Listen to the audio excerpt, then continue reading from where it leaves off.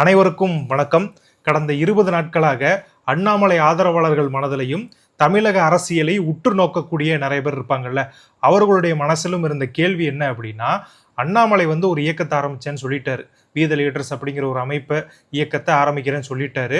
அதுலேயும் பார்த்தீங்க அப்படின்னா கிட்டத்தட்ட 18 லட்சம் பேர் சேர்ந்துட்டாங்க. முதல் 3 நாட்கள்லேயே 16 லட்சத்துக்கு மேலே சேர்ந்துட்டாங்க. அதுக்கப்புறம் படிப்படியே இப்போ 18 லட்சம் ஆகிப்போச்சு. ஆனால் இன்னுமே அவர் அடுத்து என்ன பண்ண போறேன் அப்படிங்கிறத அறிவிக்காம இருக்காரு. ஒருவேளை இந்த இயக்கம் இயக்கமாகவே இருந்துருமா, கட்சியாக மாறாதோ அப்படிங்கிற மாதிரியான கேள்விகள் நிறைய பேர் மனசுல இருந்துச்சு. அதுக்கேற்ற மாதிரியே நிறைய பேர் என்ன சொன்னாங்க, பாருங்க 18 லட்சத்திலேயே முக்கிக்கிட்டு நிற்குது, அவர் கட்சியில் ஆரம்பிக்க மாட்டாருங்க, சும்மா டெஸ்ட் பண்ணுறதுக்காண்டி தான் இந்த வி த லீடர்ஸ் அப்படிங்கிற ஆர்கனைசேஷனில் இணைய சொன்னார். அதில் டெஸ்ட்டில் பார்த்தீங்க அப்படின்னா வெறும் 18 லட்சம் பேர் தான் சேர்ந்துருக்காங்க. ஸோ அதனால் இதை அண்ணாமலை கை விட்டுருவார் அப்படிங்கிற மாதிரி எல்லாம் சொன்னாங்க. அதுக்கேற்ற மாதிரி அண்ணாமலை அவர்களுடைய போட்காஸ்ட்லேயும் அவர் சொல்லியிருந்தார். என்ன சொன்னார், 50 லட்சம் பேர் இந்த வி த லீடர்ஸ் ஆர்கனைசேஷனில் இணைந்தாங்க அப்படின்னா நம்ம கட்சி பற்றி பேசலாம் அப்படிங்கிற மாதிரி அவர் சொல்லியிருந்தார். ஆனால் அவர் எந்த மாதிரியான அர்த்தத்தில் சொன்னார் அப்படிங்கிறது நமக்கு தெரியல. ஆனால் அதை எப்படி புரிஞ்சுக்கிட்டாங்க, எப்படி திரிச்சாங்க அப்படின்னா, 50 லட்சம் உறுப்பினர்கள் சேர்ந்தாதாங்க அவர் கட்சி ஆரம்பிப்பார், என்னைக்கு 50 லட்சம் சேர, என்னைக்கு கட்சி ஆரம்பிக்க, இதெல்லாம் நடக்காத காரியங்க அப்படிங்கிற மாதிரியான விமர்சனங்களும் குற்றச்சாட்டுகளும் வைக்கப்பட்டது. ஆனால் இதுக்கெல்லாம் முடிவு கட்டும் விதமா, இந்த மாதிரியான புரளிகளுக்கு முடிவு கட்டும் விதமா அண்ணாமலை அவர்கள் தன்னுடைய அறிவிப்பை வெளியிட்டிருக்காரு. அதாவது ஜூலை 1ஆம் தேதியிலிருந்து வி த லீடர்ஸ் அமைப்பினுடைய கள நடவடிக்கைகள் ஆரம்பிக்க போகுது அப்படிங்கிற மாதிரி சொல்லியிருக்காரு.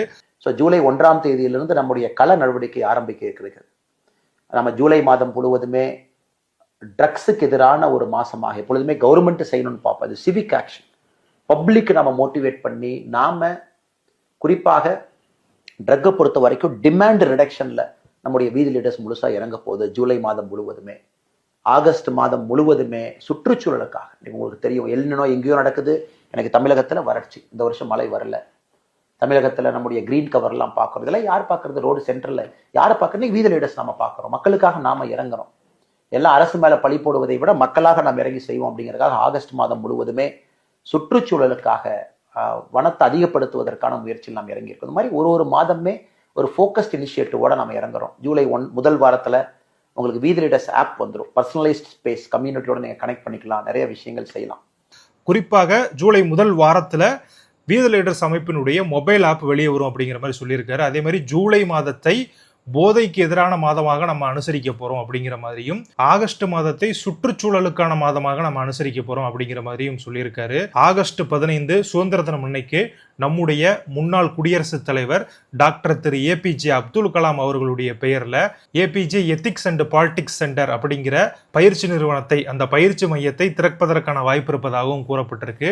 2 நாளைக்கு முன்னாடியே பார்த்தீங்க அப்படின்னா ஏர்போர்ட்ல பத்திரிகையாளர்கள் அவரை பேட்டி எடுக்க முற்பட்டாங்க. அப்போவே அவர் சொல்லியிருந்தாரு, பொறுங்கன்னா நான் பேசுறேன் அப்படிங்கிற மாதிரி சொல்லியிருந்தாரு. ஏற்கனவே தமிழக அரசியல் ஒரு சினிமா படம் மாதிரி தான் போய்கிட்டு இருக்கு. ஒரு கமர்ஷியல் சினிமா எப்படி இருக்குமோ அப்படிதான் போய்கிட்டு இருக்கு. தமிழக முதலமைச்சராக இருக்கக்கூடிய திரு ஜோசப் விஜய் அவர்கள் செய்யக்கூடிய விஷயங்களா இருக்கட்டும், அதற்கு எதிர்கட்சிகள் ஆற்றக்கூடிய எதிர்வினைகளா இருக்கட்டும், ரெண்டுமே சினிமா படங்கள் மாதிரி தான் போய்கிட்டு இருக்கு.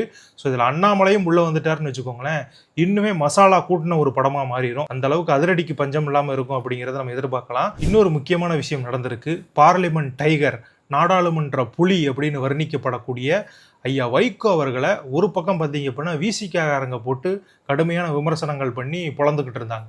இன்னொரு பக்கம் பார்த்தீங்க அப்படின்னா தேமுதிகாரங்க போட்டு பொழந்துக்கிட்டு இருக்காங்க. இதில் தான் நமக்கு ஒரு டவுட் வந்துருச்சு. ஏன் அப்படின்னா, தேமுதிக இன்னும் திமுக கூட்டணியில் தான் இருக்குது. அவங்க இவங்களை திட்டுறாங்கன்னு வச்சுக்கோங்களேன், ஓரளவுக்கு நியாயம் இருக்குது. ஏன்னா அவங்க திமுகவை விட்டு விலகி போகிறாங்க, திமுக கூட்டணியிலேருந்து ஜெயிச்சிட்டாங்க.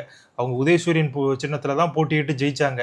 ஆனாலுமே பார்த்தீங்க அப்படின்னா இப்போ தாவேக்காக்கு சப்போர்ட் பண்ணிக்கிட்டு இருக்காங்க மதிமுக. 2 நாட்களுக்கு முன்னாடி கூட துரை வைகோ அவர்கள் விகடனுக்கு ஒரு பேட்டி கொடுத்திருந்தாரு.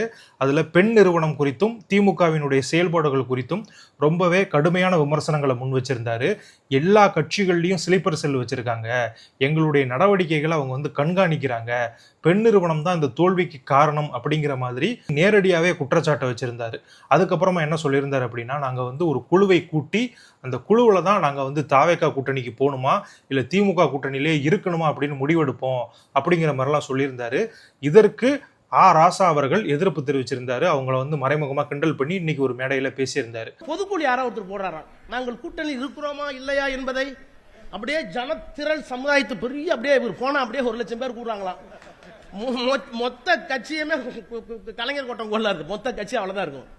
அவர் வந்து சொல்றாரு நாங்க முடிவு செய்ய போகிறோம். என்ன செய்ய போகிறீர்கள்? தயவு பண்ணி அறிவிங்க. நம்ம கூட்டணி கட்சியான திமுக மதிமுக மேல இப்ப அதிருப்தியில இருக்கு.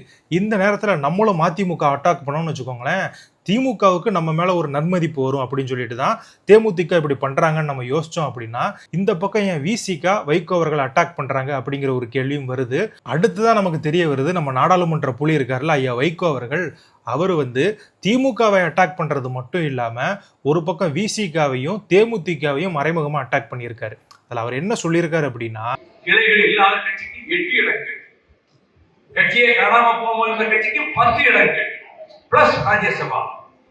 எங்களுக்கு அதெல்லாம் கிடைக்கல, அது கவலைப்படாது.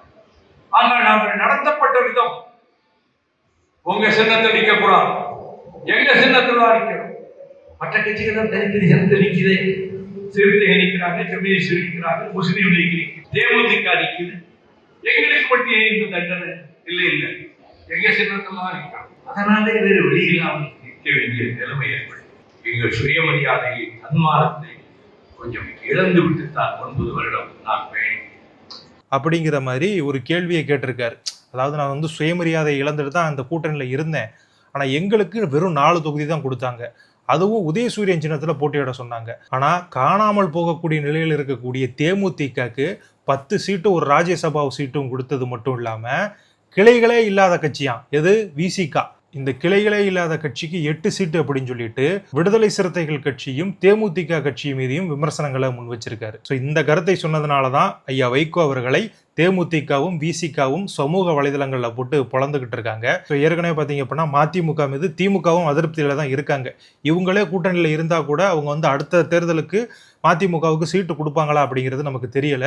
ஸோ அப்படி இருக்கும் பொழுது தாவேக கூட கூட்டணியில் இருக்கக்கூடிய கூட்டணி அமைச்சரவையில் இருக்கக்கூடிய விடுதலை சிறுத்தைகள் குறித்து இப்படி ஒரு கருத்தை தெரிவிச்சுட்டு நாளைக்கு விஜய்க்கு இவர் ஆதரவா போனார் அப்படின்னா வைகோ அவர்கள் அதை திருமாவளவன் இவர்கள் எப்படி பார்ப்பார் அப்படிங்கிறதான் ஒரு மிகப்பெரிய கேள்வியா இருக்கு. ஐயா வைகோ அவர்கள் 50 ஆண்டுகளுக்கு மேலாக அரசியல் இருக்காரு அப்படின்னு சொல்லி சொல்றாங்க. ஆனா இந்த மாதிரியான விஷயங்களை அவர் எப்படி யோசிக்காமல் சொன்னார், இல்லைன்னா வேற எதுவும் காரணங்கள் இருக்கிறதா இதுக்கு பின்னாடி? ஏன் அப்படின்னா இவர் வந்து டெல்லி சிறப்பு பிரதிநிதி ஆக்க போறாங்க அப்படிங்கிற மாதிரியான தகவல்கள்லாம் வருது இல்ல. அப்படி ஆக்கும் பொழுது எங்களை நோக்கி இப்படி ஒரு குற்றச்சாட்டை வச்சாருங்க, எங்க கட்சிக்கு கிளையே இல்லைன்னு சொல்றாரு வைகோ அவர்கள், அப்படிப்பட்டவருக்கு நீங்க வந்து டெல்லி சிறப்பு பிரதிநிதி கொடுப்பீங்களா அப்படின்னு சொல்லிட்டு விடுதலை சிறுத்தைகள் கட்சியின் தலைவராக இருக்கக்கூடிய தொல் திருமாவளவர்கள் கேட்பாரா மாட்டாரா? கேட்பார்ல, கண்டிப்பா அவர் வந்து அவர் கட்சிக்காக அவர் வந்து கேட்கத்தான் செய்வார். அப்படி இருக்கும் பொழுது வைகோ அவர்கள் இப்படி பேசியதன் பின்னணி என்ன? தன்னுடைய கட்சி பெருசு அப்படின்னு சொல்றது தப்பு கிடையாது, ஆனா மற்ற கட்சிகளை நோக்கி விமர்சனங்களை வைக்கும் பொழுது கொஞ்சம் யோசிக்க வேண்டாமா? ஒண்ணு வந்து பாத்தீங்க அப்படின்னா கூட்டணி கட்சி திமுக கூட்டணியில தான் அவங்க ஜெயிச்சிருக்காங்க, இன்னொன்னு கூட்டணியில இருந்த கட்சி, அதாவது திமுக கூட்டணியில இவங்க கூட விசிக கூட்டணியில இருந்துச்சு, அந்த கட்சியை விமர்சிச்சிருக்காரு. அதே மாதிரி தேமுதிக விமர்சிச்சிருக்காரு.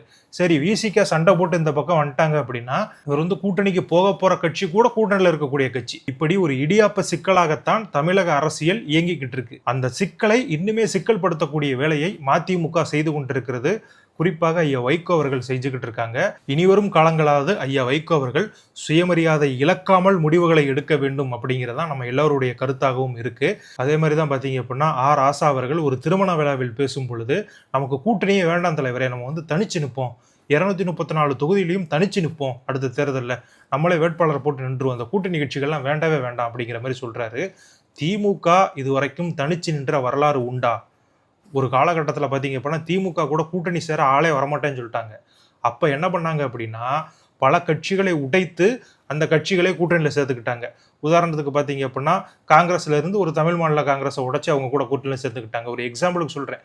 இதே மாதிரி பல சாதி அமைப்புகளை கட்சியாக உருவாக்கிய பெருமையும் திமுகவுக்கு தான் சேரும். அவங்க கூட கூட்டணி சேரணும் அப்படிங்கிறதுக்காகவே ஒரு குறிப்பிட்ட ஜாதி சங்கம் இருக்குன்னு வச்சுக்கோங்களேன், நீங்கள் வந்து கட்சியாக மாறுங்க, எங்கள் கூட கூட்டணிக்கு வாங்க அப்படின்னு சொல்லிட்டு பாருங்க, உங்கள் ஜாதி தலைவரே எங்களுக்கு ஆதரவு கொடுத்துட்டாரு, இப்போ நீங்களே எங்களுக்கு தானே ஓட்டு போடணும், எங்களுக்கு கண்டிப்பாக ஓட்டு போட்டுருங்க அப்படின்னு சொல்லிட்டு அரசியல் செஞ்சு பிரச்சாரம் பண்ண கட்சி திமுக. அவங்க இப்போ என்ன சொல்கிறாங்க அப்படின்னா 234 தொகுதிகளிலும் நாங்கள் வந்து தனித்து போட்டியிடுவோம் அப்படிங்கிற மாதிரி சொல்கிறாரு. அதுக்கு அடுத்தபடியாக பார்த்தீங்க அப்படின்னா இங்கிலாந்துக்கு போயிடுறாரு. இங்கிலாந்துல நடந்த ஒரு சம்பவத்தை குறிப்பிட்டு பேசுறாரு. அதுல என்ன அப்படின்னா வின்ஸ்டன் சர்ச்சில், நம்ம எல்லாருமே கேள்விப்பட்டிருப்போம், இங்கிலாந்தினுடைய பிரதமராக இருந்த ஒருத்தர். அவர் வந்து தேர்தலில் தோத்துறாரு, கிளமண்ட் அட்லி ஜெயிச்சிடுறாரு. கிளமண்ட் அட்லி வந்து ஜெயிச்சதுக்கு அப்புறமா வின்ஸ்டன் சர்ச்சிலை பத்தி பாராட்டி பேசுறாராம். அவர் வந்து தோல்வியே கிடையாது, அவர் வந்து மிகப்பெரிய ஆளு, மிகப்பெரிய ஆளுமை அப்படின்னு சொல்லிட்டு சொல்றாராம். ஸோ வின்ஸ்டன் சர்ச்சில் கூட மு.க. ஸ்டாலின் அவர்களை கம்பேர் பண்றாரு.